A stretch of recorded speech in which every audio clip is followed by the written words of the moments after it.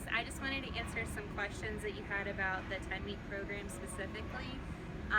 Some of you coming from a SMOLA Chico program, it has you squatting, deadlifting, benching 3 times a week, sometimes more. I started powerlifting under a Chico program, and then when I got to week 5, my body was deteriorating. I couldn't even do my 80%. I was back down to 65%.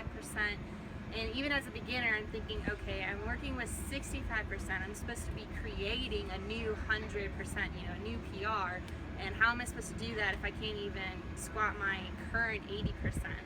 So I changed the program, I edited it to myself, and the one I gave you is actually what, out of my experience, I've edited and made for my own self. So the second question was the amount of overhead press movements that I had in your program. So for me, when bench pressing multiple times in a week, it puts a lot of stress on your rotators, and any chiropractor, any physical therapist will tell you the same thing. They're so against barbell benching.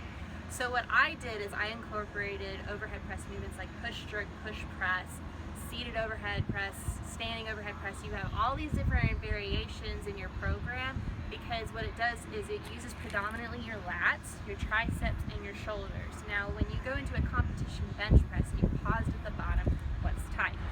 Your lats, your back, your shoulders, and your triceps. And we're not even going to cover leg drive that you get just from being able to stand an overhead press.